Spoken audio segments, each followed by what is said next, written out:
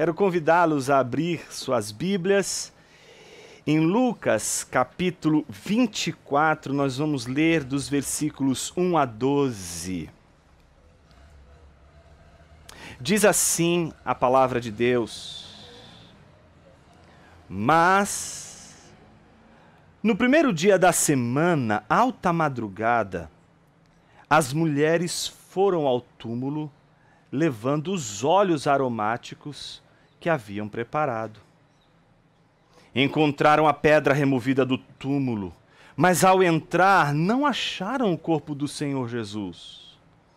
Aconteceu que, perplexas a esse respeito, apareceram-lhes dois homens com roupas resplandecentes. Estando elas com muito medo e baixando os olhos para o chão, eles disseram: Por que vocês estão procurando entre os mortos aquele que vive? Ele não está aqui, mas ressuscitou. Lembrem-se do que ele falou para vocês estando ainda na Galileia. É necessário que o Filho do Homem seja entregue nas mãos de pecadores, seja crucificado e ressuscite no terceiro dia. Então, elas se lembraram das palavras de Jesus. E voltando do túmulo, anunciaram todas essas coisas aos 11 e a todos os outros que estavam com eles. Essas mulheres eram Maria Madalena, Joana e Maria, mãe de Tiago. Também as demais que estavam com elas confirmaram estas coisas aos apóstolos. Mas para eles, tais palavras pareciam um delírio. Eles não acreditaram no que as mulheres diziam. Pedro, porém, levantando-se, correu ao túmulo. E abaixando-se, viu somente os lençóis de linho e nada mais. E retirou-se para casa, admirado com o que tinha acontecido. Oremos. Pai querido, fala conosco através de Tua palavra, que possamos ser edificados por ela nesta manhã de Páscoa. Nesta manhã que lembramos sim da Tua morte, lembramos das Tuas dores, lembramos do sangue vertido, mas também lembramos da Sua ressurreição, lembramos da Tua morte, porque não há ressurreição sem ela, porque não há proclamação de que Cristo vive, que seja tão poderosa senão aquela que é feita depois que tomamos consciência da Tua morte e do motivo da Tua morte. É a Tua morte que faz a Tua ressurreição ser tão significativa para nós. E é a Tua ressurreição que faz a Tua morte ser tão importante para nós. Livra-nos de escolher entre a morte e a ressurreição, que a morte e a ressurreição do Teu Filho, Senhor, seja gravada em nossa mente como a história mais bela, a história mais encantadora, a história que mais capta a nossa mente, alma e coração. Assim oramos nesta manhã, em nome de Jesus, Teu Filho. Amém. Eu queria oferecer nessa manhã, não a exposição de um texto, mas a exposição de um quadro. Isso mesmo, uma pintura. Uma das coisas que mais me encantaram quando, primeira vez que eu fui para a Alemanha estudar e depois também para morar e também estudar, nas duas ocasiões, eu me recordo de visitar museus na Alemanha, em outros lugares também, fora da Alemanha, e naqueles museus o que chamava a atenção eram as crianças que eram levadas em ônibus escolares para diante daqueles quadros estudarem, terem aulas, e eu ficava lembrando do meu país, não é? De como aqui nós parece que nós vivemos um filistinismo. Filisteu é uma palavra que os estetas usam para definir aquela figura que pouco se importa com a obra de arte, aquela figura extremamente pragmática e que olha um quadro e só vê no quadro a utilidade. Não é? Ou ele é útil para ilustrar alguma coisa, ou ele é útil para enfeitar um ambiente, mas não consegue perceber como um quadro pode nos comunicar algo. Isso me lembra o depoimento do C.S. Lewis, que cresceu numa casa onde não havia, em um lugar onde não havia bons quadros para ver. Então sobrava para ele os livros e as ilustrações dos livros. E ele diz uma coisa muito interessante, ele diz que todas as vezes que a gente se encontra diante de um quadro, diante de uma pintura, deveríamos olhar e continuar olhando até que tenhamos visto com certeza o que está ali no quadro. Então nós deveríamos nos sentar diante dele, não com o intuito de fazer dele algo, de tirar dele algum proveito no sentido de torná-lo útil, mas deveríamos nos aproximar e olhar para o quadro para que ele nos fizesse algo. E se você, como eu, é um amante das Crônicas de Nárnia, você não vai esquecer daquele episódio em que eles estão admirando um quadro. Está Eustáquio, eles todos ali, não é, olhando o quadro, quando de repente aquele quadro sai de dentro e engole eles. O quadro traz eles para dentro de uma outra realidade e eles passam a enxergar agora algo que não mais eles exercem influência, mas o contrário, o quadro exerce influência sobre eles. Se eu pudesse dizer o quanto entendo essa imagem que a Bíblia nos oferece da Páscoa como um quadro que nós olhamos e ao olharmos não usamos o quadro, mas é esse quadro que nos possui, esse quadro que nos toma. Eu queria falar desse quadro hoje, esse quadro que nos toma. E para falar desse quadro, eu usei um texto que é crucial para esse momento tão precioso que é o da celebração da Páscoa, onde igrejas ao redor do mundo estão celebrando. Eu queria, se você me permitisse, pensar esse trecho da Bíblia que nós lemos como a moldura de um quadro, melhor dizendo, como a parte de uma moldura. Forme aí a imagem de uma moldura e você vai ter 4 partes. Você vai ter uma moldura em 4 partes.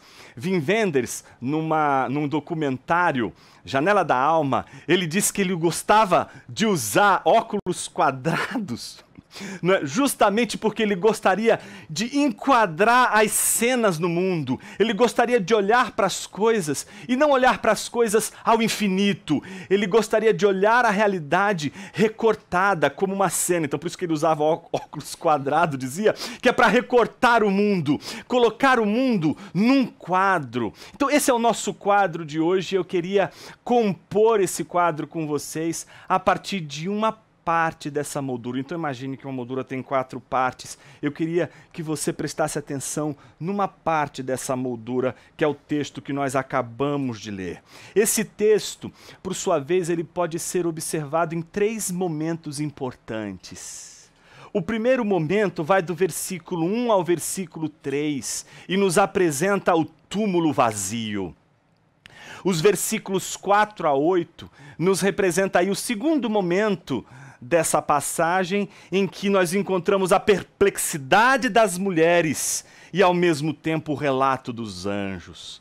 E o texto conclui com os versículos 9 a 12, mostrando agora o relato das mulheres e a perplexidade de Pedro. Então, diante do túmulo vazio, os discípulos de Jesus caminham entre perplexidade e os relatos. Perplexidade e os relatos. E dos relatos, a perplexidade. Eu acho que a primeira coisa que a gente não poderia perder de vista é o fato de que um discípulo de Jesus que não quer viver a experiência da perplexidade diante das ações de Deus, ele ainda é um discípulo cego, incapaz de enxergar o que Deus está fazendo à sua volta. Ele olha para o quadro, mas o quadro já não lhe diz nada.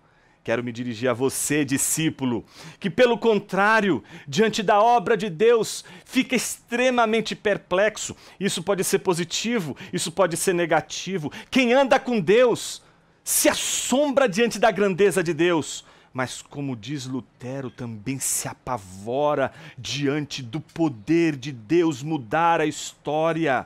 Então temos alegria diante de algo que nos espanta, mas temos também pavor diante desse poder grandioso que é o poder de Deus. O túmulo está vazio. E essa é a primeira notícia. A notícia que é dada em primeiro lugar e é concebida em primeiro lugar por mulheres. Se você prestou atenção na leitura do texto, dos versículos 1 a 3, nós vemos as mulheres indo com um objetivo. Elas são discípulas de Jesus. Elas já ouviram o discurso de Jesus. Em várias ocasiões elas ouviram Jesus falar e sabiam dos ensinamentos de Jesus. Estavam tristes por causa da morte de Jesus, mas estavam ali para cuidar do corpo de Jesus. Elas esperavam encontrar o túmulo e o corpo de Jesus. Elas não esperavam, naquela hora da madrugada, encontrar o túmulo aberto. E a primeira proclamação da ressurreição é de uma pedra que se abre. As pedras clamam, Cristo ressuscitou. E quando elas olham, está vazio. Mas elas não escutam o clamor e o louvor das pedras. Elas não escutam a voz que diz, ele vive. Então elas se espantam, a perplexidade é de pavor. Roubaram o corpo de Jesus. O que fizeram com o corpo dele? Não vejo o corpo de Jesus. Gente, o discípulo de Jesus vai se apavorar todas as vezes que ele perder Jesus de vista. Mesmo Jesus concebido como morto, mesmo Jesus concebido como humilhado e agora numa situação de sepultamento, mesmo o corpo de Jesus, sendo aquele corpo que foi removido da cruz, quando ele perde de vista, o discípulo se sente perplexo e apavorado, e assim se sentiram aquelas mulheres perplexas diante do túmulo vazio. Elas não estão perplexas porque elas estão diante do anúncio de que Cristo vive. Elas estão perplexas porque elas perderam Jesus de vista. Elas não conseguem mais encontrar Jesus. Em contrapartida, a perplexidade daquelas mulheres dá lugar ao relato dos anjos. Do versículo 4 ao 8, nós vemos que diante daquela perplexidade, 2 homens com roupas resplandecentes se aproximam dela. Elas que estão apavoradas, olhando para o chão, eles disseram, por que vocês estão procurando entre os mortos aquele que vive? Por que vocês estão procurando Jesus? Por que vocês estão procurando ele aqui? Era aqui que vocês deveriam realmente procurá-lo? Será que este era o lugar que vocês deveriam encontrar? Ou seja, elas estão perplexas porque o corpo de Jesus não está onde deveria estar. Mas a pergunta que o anjo faz a elas é, mas o corpo de Jesus deveria estar aqui? Todas as vezes que você esperar Jesus num lugar e ele ali não estiver, que você escute a palavra do Senhor lhe dizer, mais uma vez, será que é aqui que ele deveria estar? Então é isso que os anjos fazem. Os anjos questionam aquelas mulheres, era ali que o corpo de Jesus deveria estar? Então o relato que os anjos fazem àquelas mulheres é um relato que, em primeiro lugar, não é uma novidade. Eles não estão trazendo uma novidade, uma boa notícia, eles estão dizendo, como vocês podem esquecer o que o Cristo disse quando ele ainda estava na Galileia? Vocês não lembram do que Jesus disse? Então o que eles precisam lembrar? Eles precisam lembrar do que Jesus disse em todo o seu ministério, em toda a sua caminhada na Galileia. Jesus disse e não fez questão de esconder. É necessário que o Filho do Homem seja entregue nas mãos de pecadores, seja crucificado e ressuscite no terceiro dia.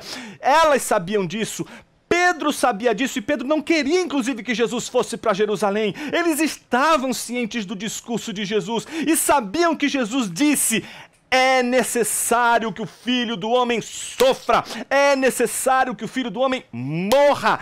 Mas eles não conseguiam conceber essa possibilidade de perder Jesus de vista.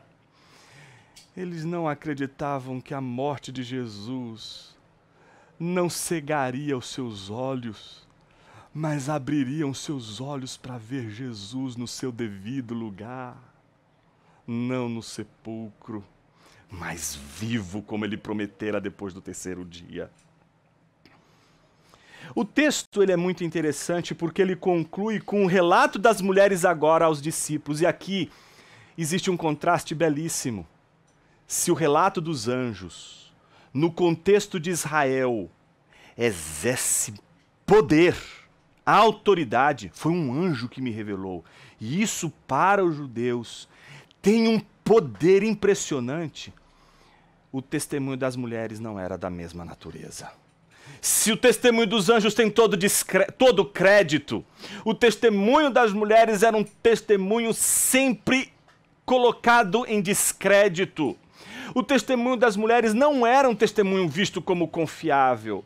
Isso, inclusive, se torna, entre os estudiosos da ressurreição de Jesus, um dos exemplos contra os liberais que diziam o seguinte: olha, foi a igreja que colocou na boca daquelas mulheres que Jesus ressuscitou. Não, mas se a igreja fosse esperta, ela não colocaria o primeiro testemunho da ressurreição de Cristo na boca de pessoas que nunca, num tribunal, seriam confiáveis em seu testemunho. Escolheriam os apóstolos, escolheriam aqueles que seriam confiáveis, mas a Bíblia nos revela o assombro e a maravilhosa notícia e o testemunho por aquelas que não tinham crédito nenhum.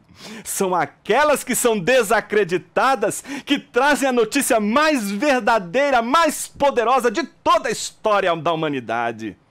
Mas os discípulos não conseguem acreditar na história das mulheres. Então o relato das mulheres não tem a força que o relato dos anjos tiveram para as mulheres. Para os apóstolos, aquilo não passava de um delírio. Mas Pedro estava desconfiado. Alguma coisa fez Pedro sair daquele lugar e correr para o túmulo. E aí, do relato das mulheres, nós encerramos o cíclico da perplexidade ao relato e do relato à perplexidade.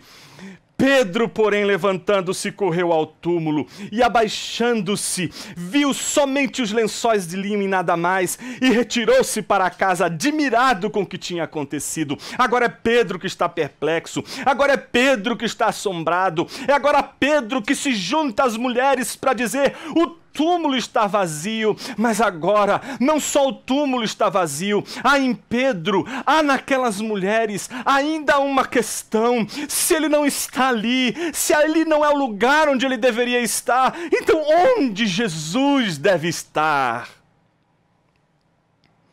Eu poderia terminar o sermão agora, e daqui a gente poderia fazer a conclusão e fazer a aplicação de tudo isso, mostrando que o discipulado com Cristo é um discipulado que precisa vir acompanhado da perplexidade que mostra que nós não conseguimos entender a ação de Deus.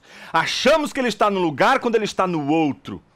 Mas, ao mesmo tempo, são os relatos que vêm das pedras, dos anjos, das mulheres, dos apóstolos, que devem fazer com que a gente procure Jesus, não nos lugares prováveis, não nos lugares que não nos assombram, mas aqueles que vão nos causar mais assombro ainda.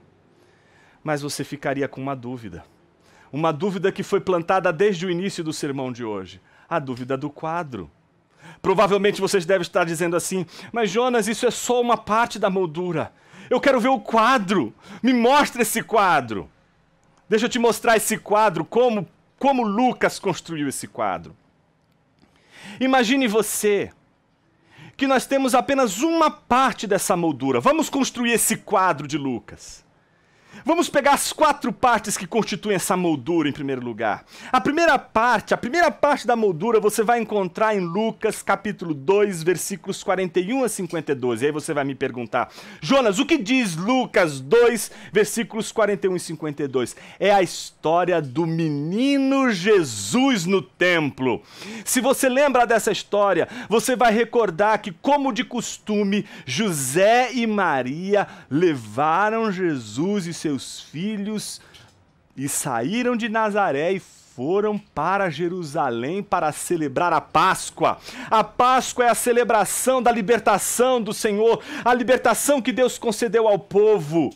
Então eles vão celebrar a Páscoa. E depois das festividades, depois de celebrarem a Páscoa, a família de Jesus vai embora, mas só depois de um longo tempo, no meio do caminho, de volta de Jerusalém, eles se deparam de que Jesus não está ali. Essa é a primeira parte da moldura.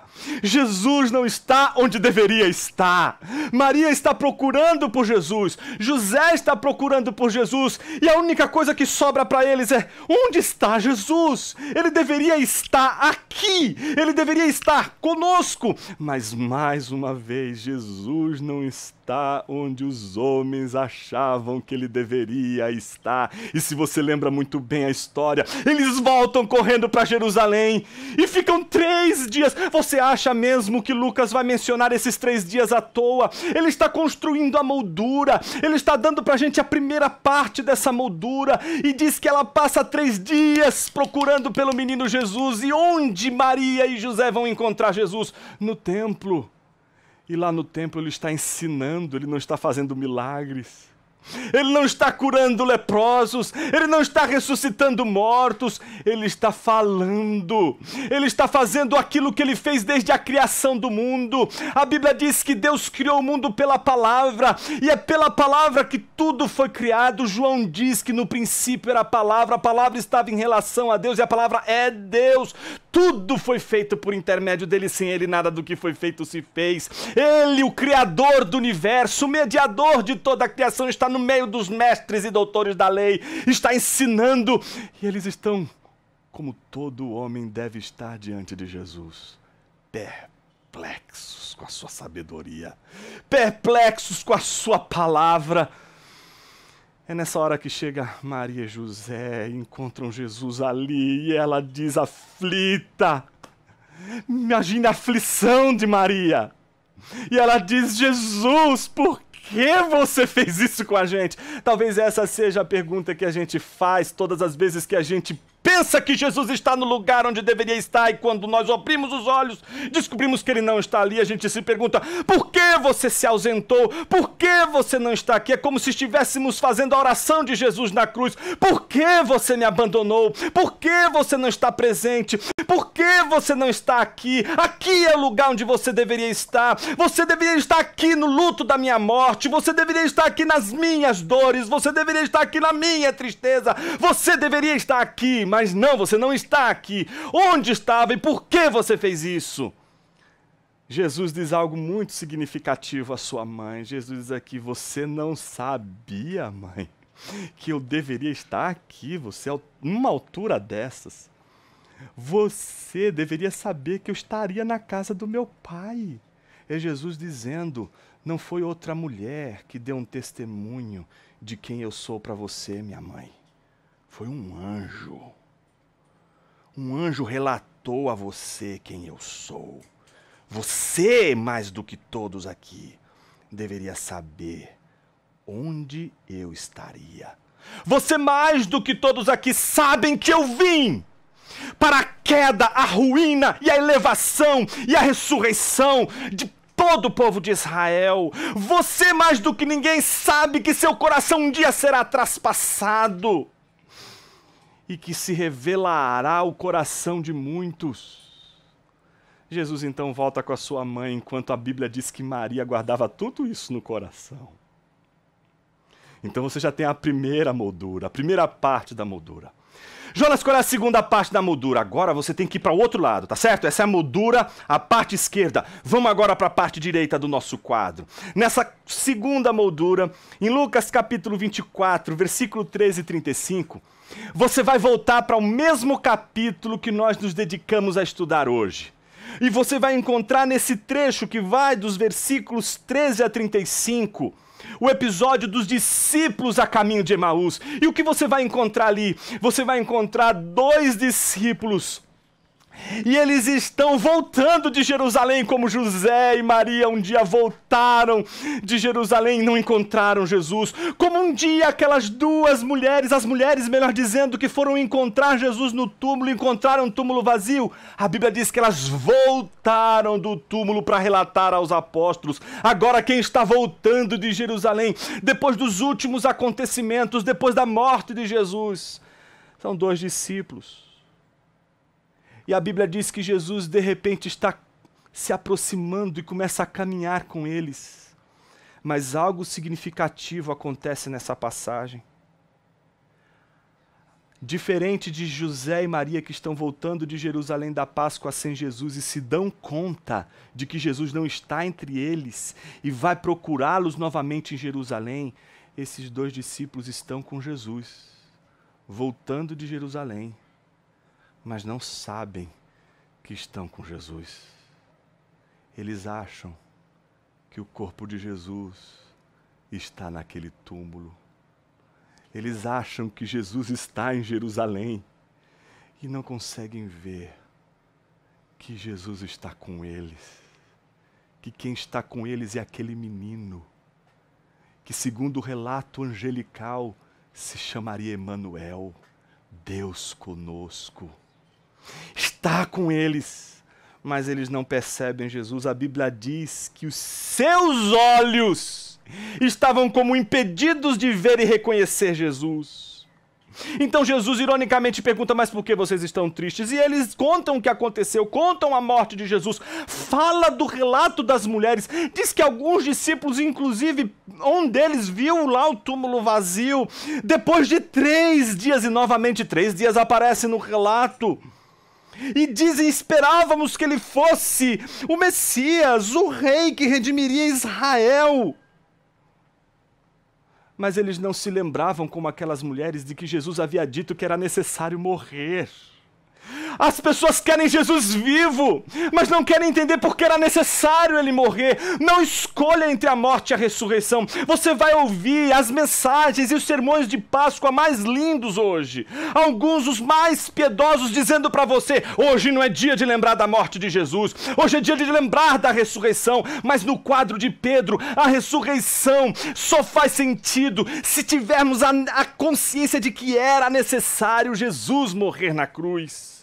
Porque quando a gente esquece que Jesus precisava morrer na cruz, a gente também não consegue ver o Cristo ressurreto.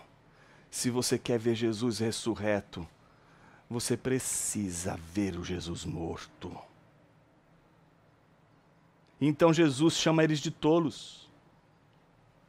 Como assim vocês esperavam?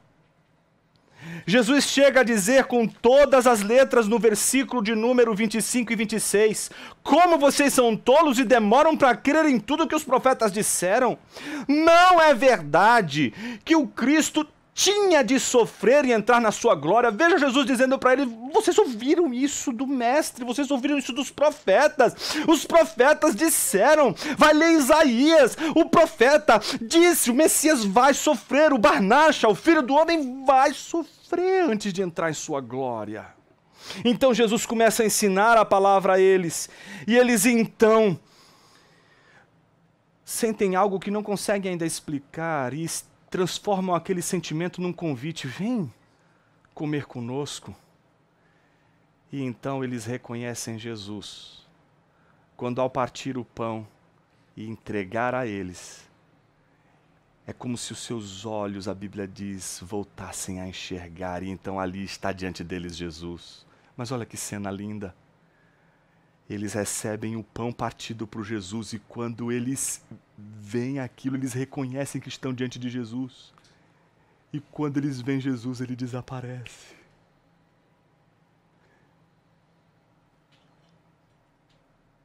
A palavra deles é: não ardia o nosso coração enquanto ele falava. O partir do pão representa aqui o fato de que a igreja vai peregrinar se alimentando. A igreja vai se alimentar desse pão que é partido por Jesus, mas que não é partido de qualquer jeito. Jesus não parte o pão como os homens partem. Só ele parte o pão de uma maneira em que ele é reconhecido como Deus. Quando você celebra a ceia, você não celebra a ceia de um mártir, você celebra a ceia de um rei vitorioso sobre o maior de todos os exércitos, o exército da morte. Em contraste com isso, vamos encontrar as duas últimas molduras. Então você já tem a moldura esquerda, você já tem a moldura direita, Você já tem a moldura superior, e a moldura superior é exatamente a ressurreição de Jesus, no momento em que aquelas mulheres entram e encontram um túmulo vazio. Só está faltando uma cena, a cena que vai completar a moldura, e está exatamente no desfecho do capítulo 24, dos versículos 36 ao versículo de número 49, onde Jesus aparece para os discípulos, dizendo: Pai seja com vocês. Eles ficam assustados, perplexos e com medo, porque não tem como você estar diante de Jesus e não ficar perplexo, seja na sua ausência, seja na sua presença. O seguidor de Jesus vai se admirar com a obra de Jesus, ele vendo Jesus ou não. Eles ficaram assustados e com medo, pensavam que estavam diante de um fantasma, e Jesus lhes diz: por que vocês estão perplexos? Por que vocês estão assustados? E por que surgem dúvidas no coração de vocês? Vejam as minhas mãos, os meus pés, que sou eu mesmo, toquem em mim, vejam que é verdade, porque o Espírito não tem carne nem ossos, como vocês estão vendo. Mostrando isso, os discípulos continuam assombrados, mas agora o medo deu lugar à alegria, é um assombro de alegria. Estavam admirados, então Jesus diz: vocês têm aí alguma coisa para comer? Eles agora estão vendo que eles não estão mesmo diante de um fantasma. Jesus tem fome, só que agora não dão para ele fel, não dão para ele algo amargo. Agora ele se alimenta comendo na presença deles. Então ele termina o seu discurso dizendo: são estas as palavras que lhes falei, estando ainda com vocês. Era necessário que se cumprisse tudo o que está escrito a respeito de mim na lei de Moisés. Então lhes abriu o entendimento para compreenderem as Escrituras e lhes disse: assim está escrito que o Cristo tinha de sofrer. Olha o leitmotiv, olha ali o coro dessa canção que se repete o tempo todo. Era necessário que ele sofresse, era necessário que ele morresse. E eles voltam agora nesse coro, a cantar novamente esse coro, dizendo: Cristo tinha de sofrer, ressuscitar dentre os mortos no terceiro dia, e que em seu nome seja pregado arrependimento para a remissão de pecados a todas as nações. Você que está escutando essa mensagem não confessou a sua fé em Jesus, mas sente o seu coração pesar hoje pela morte de Jesus por seus pecados, e se arrepende dos pecados que cometeu e crê que Jesus é esse Salvador. Professe a sua fé em Cristo Jesus hoje, porque todas as vezes que uma boca humana professar que Jesus, aquele que morreu na cruz e ressuscitou no terceiro dia, disser que Jesus é Senhor, encontrará a mesma salvação que todos aqueles que se reúnem hoje para glorificar a Jesus pela sua ressurreição encontraram. Terminamos o nosso sermão com uma pergunta. Jonas, eu vi a moldura toda, mas eu quero ver o quadro. Será que você não sabe onde Jesus está? Onde ele deveria estar? O que você está esquecendo? No dia da ressurreição de Jesus, até mesmo nesse dia, nós podemos esquecer exatamente aquilo que Jesus não queria que nenhum deles esquecesse. E o que está no centro desse quadro está exatamente o capítulo 23, versículos 50 a 56. Havia um homem chamado José, membro do Sinédrio, homem bom e justo, que não tinha concordado com o plano e as ações dos outros. Era natural de Arimateia, a cidade dos judeus, e esperava o reino de Deus.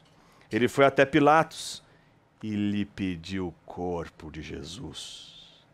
E tirando-o da cruz, envolveu-o num lençol de linho e o depositou num túmulo aberto numa rocha, onde ninguém havia sido sepultado ainda.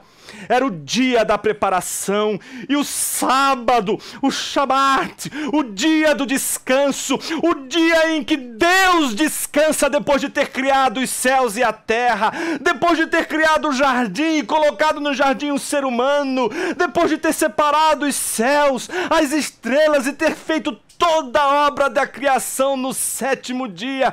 Deus descansa. Agora o Rei dos Reis, novamente diante da nova criação, depois dos seus 7 dias de trabalho na Galileia, terminando com a morte da cruz, Jesus descansa no seu sábado. É o sábado do descanso, é o sábado da nova criação. Estamos diante de um novo mundo. O mundo não permanece mais o mesmo depois da morte de Jesus. O cosmo não é mais o mesmo depois da morte de Jesus. Você não é mais o mesmo depois da morte de Jesus. Mas se os seus olhos forem ruins, esse novo mundo não será visto por você. A Bíblia diz que era o dia da preparação e o sábado estava para começar. As mulheres que tinham vindo com Jesus desde a Galileia seguiram José e viram o túmulo. E como o corpo foi colocado ali, então se retiraram para preparar óleos aromáticos e perfumes. E no sábado descansaram segundo o mandamento. O que está no centro do quadro, meu irmão, o que está no centro do quadro, minha irmã, é a nova criação de Deus. É a redenção de todas as coisas para a glória de Deus. Você pode ver esse mundo redimido? Você pode ver o povo de Deus redimido? Se você não pode ver, é porque você ainda é vítima daquele fruto que foi comido desde o Éden e que te cega até hoje. E é por isso que eu termino esse sermão com o coração ao mesmo tempo perplexo, cheio de alegria, mas perplexo e cheio de tristeza. Porque se hoje estivéssemos todos reunidos em nossa igreja, nós todos sabemos o que nós iríamos fazer agora. Nós iríamos dobrar nossos joelhos, iríamos confessar nossos pecados, iríamos professar a nossa aliança como povo de Deus numa igreja local, partiríamos o pão, receberíamos o pão e o vinho, não olharíamos apenas aquilo como pão e vinho, veríamos que Cristo está entre nós, nos alimentando espiritualmente. Cantaríamos e entoaríamos, elevando o cálice e o pão ao céu, agradecendo a Deus pelo seu corpo partido, pelo seu corpo triturado na cruz, pelo seu corpo que está e não está ali. Ali é pão, e ali a gente encontra o túmulo vazio. Mas ele também está entre nós quando olhamos o corpo de Cristo, quando olhamos a igreja ao nosso redor que nos falta tanto. Hoje estamos diante do túmulo vazio. E você está triste por não estar na tua igreja, com seus irmãos celebrando a ceia. Mas o túmulo vazio não é o lugar onde Cristo está. Cristo está vivo. E Ele está onde sua igreja está. Onde você estiver, se você subir aos céus, ali Ele estará. Se você fizer a sua cama no mais profundo abismo, Ele também ali estará. Se você tomar um navio e singrar até o coração dos mares, a mão de Deus o guiará. Cristo está conosco até o final dos tempos. Ele vive. Por isso minha mensagem para você hoje é: se curva, não diante do lugar onde você acha que Jesus deveria estar. Procure Jesus onde Ele sempre esteve, na casa de Deus. Deixo a vocês 1 Coríntios, capítulo 3, versículo 16. Não sabeis que sois vós templo de Deus? Se alguém vier a destruir o templo de Deus que sois vós, Deus o destruirá, porque o templo de Deus que sois vós é sagrado. Ele está Oremos.